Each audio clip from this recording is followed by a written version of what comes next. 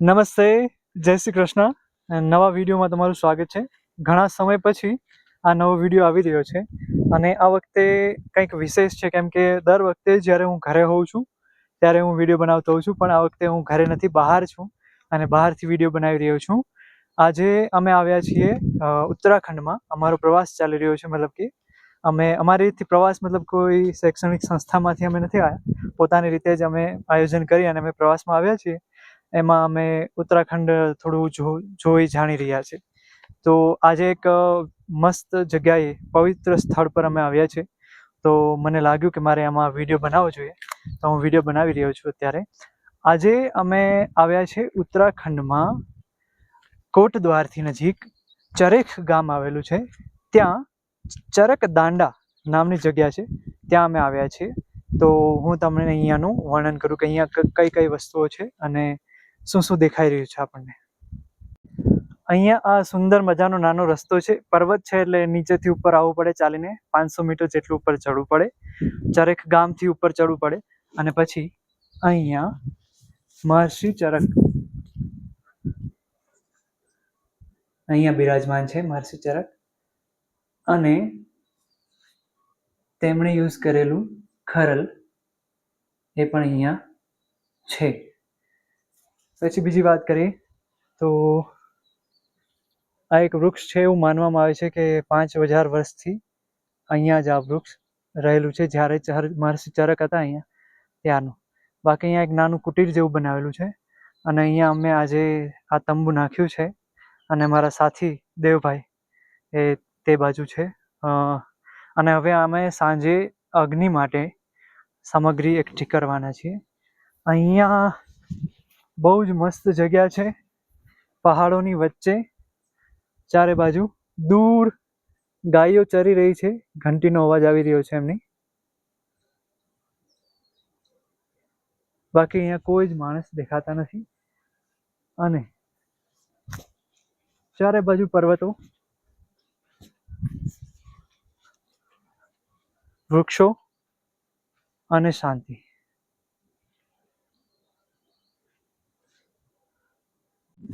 હવે અત્યારે અમારી પાસે એક ટાસ્ક મોટો બધો એ છે કે અમારે અગ્નિ સળગાવવાની છે. તો એના માટે અમારે લાકડાઓ અને એક મોટું લાકડું, જેથી કરીને આખી રાત અગ્નિ સળગી રહે, અને એની વ્યવસ્થા કરવાની છે. અને બાકી અમારી પાસે પૂરતી સામગ્રી તો છે. અમે બધી જ વસ્તુઓ પહેલેથી વિચારીને આવ્યા હતા કે આવી વસ્તુઓની આપણને જરૂર પડશે, તો એ બધી જ વસ્તુઓ અમે લઈને આવ્યા છે. અને અહીંયા એવું કહેવામાં આવે છે કે ઉત્તર પૂર્વ, મતલબ કે પૂર્વ બાજુ વહેલા અંધારું થઈ જાય, મતલબ કે સૂર્ય પૂર્વ બાજુ થયું કે તો આથમે પણ વહેલા. એટલે અમારે અત્યારે 4:30 જેવું વાગ્યું છે. અમારે સૌ પ્રથમ અગ્નિનું વ્યવસ્થા કરવી પડશે અંધારું થયા પહેલાં. તો હવે એ કરીએ અને પછી અહીંની આસપાસ, મતલબ કે અહીંયાથી શું શું દેખાઈ રહ્યું છે, કઈ દિશામાં, એના વિશે આપણે ચર્ચા કરીએ આગળના ભાગમાં. પણ એ પહેલાં અમે લાકડાઓ એકઠા કરીએ, જેમાંથી અડધા તો અમે લઈ આવ્યા છીએ લાકડાઓ અહીંયા પણ, અને અમારી પાસે આ કોથળામાં પણ છે લાકડા, અમે લઈને આવ્યા છે હમણાં જ, અહીંયાથી જ લીધા છે. પણ હજુ વધુ જોશે એટલે અમે વધુ લાકડાઓ એકઠા કરી લઈએ અને પછી આગળની વિસ્તૃત ચર્ચા કરીએ આપણે. બધું હે ને જિંદગીમાં બહુ કામ આવે આ બધું શીખવું હોય ને. તમે ક્યાં શીખ્યા છો દેવભાઈ આ બધું? એ બધું કહેવાય નહીં ક્યાં શીખાય. બરાબર છે. આમ આવ્યું. હા હા હા હા બરાબર છે. તો હવે મિત્રો અત્યારે અમે આજે સુકાયેલી ઘાસ છે એનો પણ ઉપયોગ કરીશું અગ્નિ સળગાવવા માટે, અને બેડ બનાવવા માટે એનો અમે બેડ પણ બનાવીશું, જેમ કે નીચેથી ઠંડી ન લાગે, નીચેથી ઠંડી ના લાગવા દે. બરાબર છે. દેવભાઈ છે, અનુભવી માણસ છે, એમને બહુ જ અનુભવ છે આવી રીતથી ટેન્ટ લગાવવાના અને આવી રીતે આ બધી વસ્તુઓ. મને પણ જોકે અનુભવ છે, પણ વધારે અનુભવ વાળી વ્યક્તિ વધારે સારું કામ કરી શકે, તો એવી અમે ગણતરી કરીને દેવભાઈ અત્યારે આગળ સિનિયર તરીકે કામ કરી રહ્યા છે. આ થોડુંક ભીનું એટલે બરાબર છે. જો હું ત્યાં હોત તો મેં લઈ લીધું હોત. હું એમ વિચાર બસ બસ બસ. દેવભાઈ વાંધો નહીં, ચાલશે. પેલા એક વખત આગ સળગાવી લેશું ને પછી ધીમે ધીમે ધીમે સળગી જશે, વાંધો નહીં આવે. લા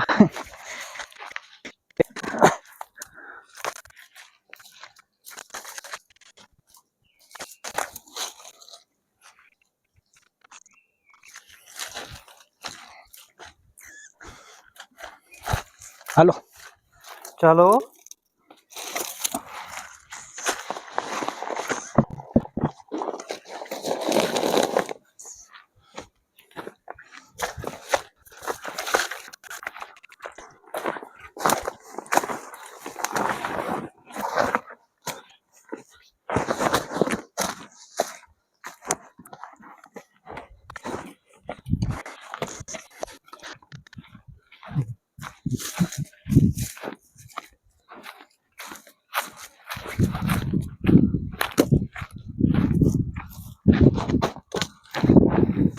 ફાઇનલી અમે નાના લાકડા, મોટા ઠૂઠા અને ઘાસ, એટલું બધું ઘાસ એકઠું કર્યું છે. અને અહીંયા પહેલેથી કોઈનો આગ લગાવેલી જ લાગે છે. અહીંયા એમણે આવી આખી આખી સંરચના બનાવેલી છે, છતાં એમાં થોડો ટેકો આપે છે દેવભાઈ. પણ સવાલ અહીંયા એ છે મારા મનમાં કે અત્યારથી શું આગ લગાવવી જરૂરી છે? કેમ કે આપણને એમ થાય કે ભાઈ હજુ તો વાર છે બહુ, એમ અંધારું થાય પછી જ આગ લગાવી. દેવભાઈ શું કેવું તમારું, અત્યારથી આગ લગાવવી જરૂરી છે? કદાચ વરસાદ આવી જાય એ પહેલા કોલસો તૈયાર હોય તો પાછી ફરીથી આગ વેલી થઈ જાય ને. બરાબર છે. તો અત્યારે ધીમે ધીમે આપણે સળગાવીશું એટલે રાત સુધીમાં આપણી આગ જે છે મસ્ત ઠઠ્ઠા નાખી દઈશું, આખી કમ્પ્લીટ થઈ જશે. પહેલા ઘાસ પાથર્યું છે, પછી એની ઉપર નાની નાની લાકડાની સળીઓ મૂકી છે અને સૂકા પાંદડાની જરૂર પડશે આપણને. ઘાસ છે ને? ઘાસ છે એટલે ચાલશે. તો લો દે ભાઈ. ઘાસ થોડું ભીનું એવું લાગે છે જેના કારણે અગ્નિ સળગતી નથી. અમને આ વસ્તુની પહેલેથી ખ્યાલ હતો એટલે અમે વિચાર્યું હતું કે પેટ્રોલ અથવા ડીઝલ એવું કંઈ લઈ જશું, પણ એના કરતાં પણ એક અલગ જ વિચાર આવ્યો કે ભાઈ આપણી પાસે ઘણા સમયથી આ સેનિટાઈઝર પડ્યું છે તો આપણે એ લઈ જશું અને એનો ઉપયોગ આપણે કરીશું. તો સેનિટાઈઝર નાખીને પછી આપણે આગ સળગાવીશું. સેનિટાઈઝર પણ એમાં પણ આલ્કોહોલ જ હોય છે તો આગ પકડી લેશે. ચલો આપણે જોઈએ.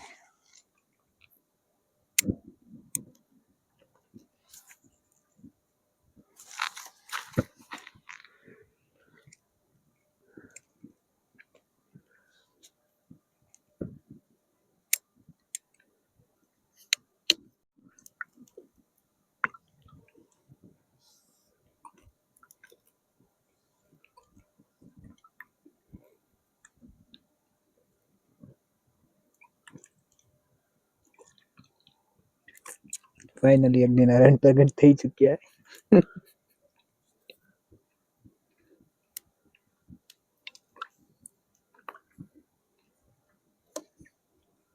નીચે તપ ચાલુ જ છે.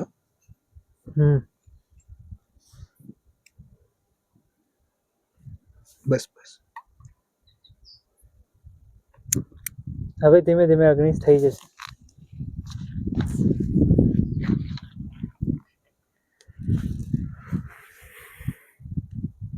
ફાઇનલી દોસ્તો હવે અમને એવું લાગી રહ્યું છે કે અમારો અગ્નિ પ્રદીપ્ત થઈ ગયો છે અને હવે બુજાય એવું લાગતું નથી, પણ તોય છતાં અમારે એમાં મોટા ઠૂઠાઓ નાખવાની જરૂર છે.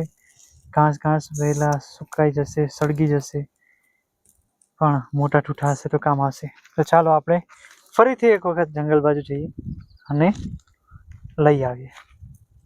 The next day. સવાર થઈ ગઈ છે, સવારના વાગી રહ્યા છે 5:30 અને 5:30 વાગ્યામાં જ અહીંયા બહુ જ વધારે અંજવાળું થઈ ગયું છે. તો હું બેક સાઈડના કેમેરામાંથી બતાવું કે અહીંયા સવારના 5:30 વાગ્યામાં કેવું વાતાવરણ છે.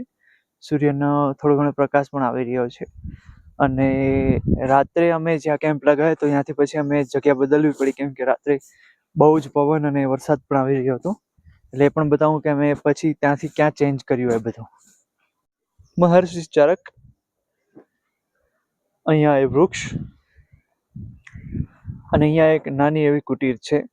તો કાલે આપણે અહીંયા કેમ્પ લગાવ્યો હતો અને અહીંયા અગ્નિ પ્રગટાવી હતી, પણ રાત્રે બહુ જ પવન અને વરસાદ અને વીજળી પડી રહી હતી બીજા પહાડોમાં, તો પછી અમે અગ્નિ અહીંયા લઈ દીધી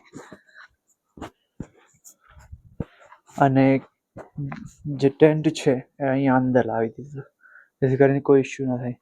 અને અત્યારે સવારે 5:36 થઈ છે. ઝાકળના કારણે પહાડો દેખાઈ નહીં રહ્યા, પણ 5:36 આવું અજવાળું છે અને ત્યાંથી સામેથી સૂર્ય ઉગશે. હમણાં સૂર્ય ઉગે એટલે બતાવું. ધીમે ધીમે પર્વતો ચોખ્ખું થશે ત્યારે પણ બતાવું પર્વતો. તો હવે ધીમે ધીમે પહાડોમાંથી સૂર્ય નીકળી રહ્યો છે અને ધીમે ધીમે પ્રકાશના લીધે અમુક પહાડો પણ દેખાવા માંડ્યા છે. દૂરના પહાડો આછા આછા દેખાય અને નજીકના પહાડો ઘાટા ઘાટા દેખાય.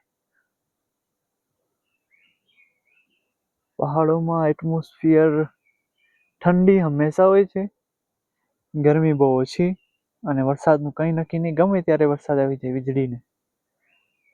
અને 5, 5:15 થાય ત્યાં અજવાળું થઈ જાય અને સાંજે 7, વધુમાં વધુ 7માં તો અંધારું જ થઈ જાય. એકદમ શાંત વાતાવરણ, પક્ષીઓનો અવાજ,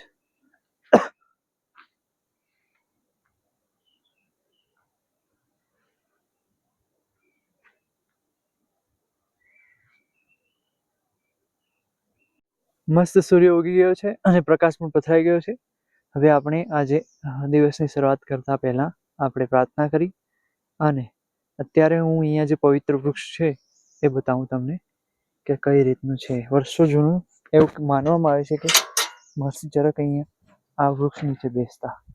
5000 વર્ષ જૂનું માનવામાં આવે છે.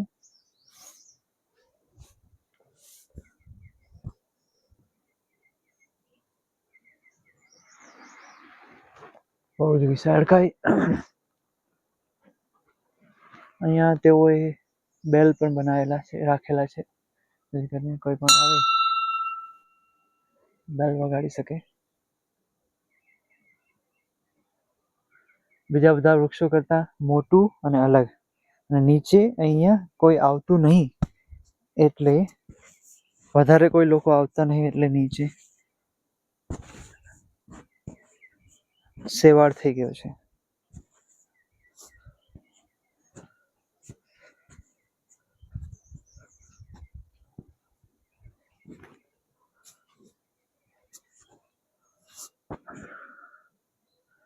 જય આયુર્વેદ, જય ધન્વંતરી, જય ચરક.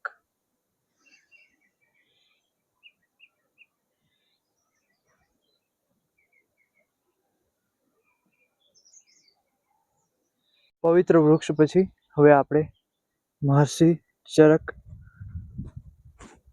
ની જે કુટીર છે, મંદિર છે, એમાં પણ હવે જોઈ લઈએ શું શું છે.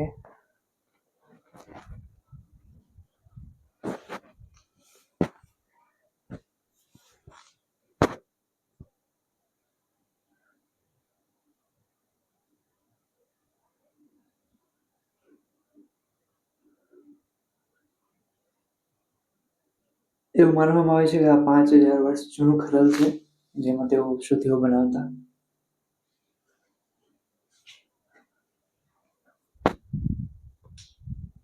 જય હો.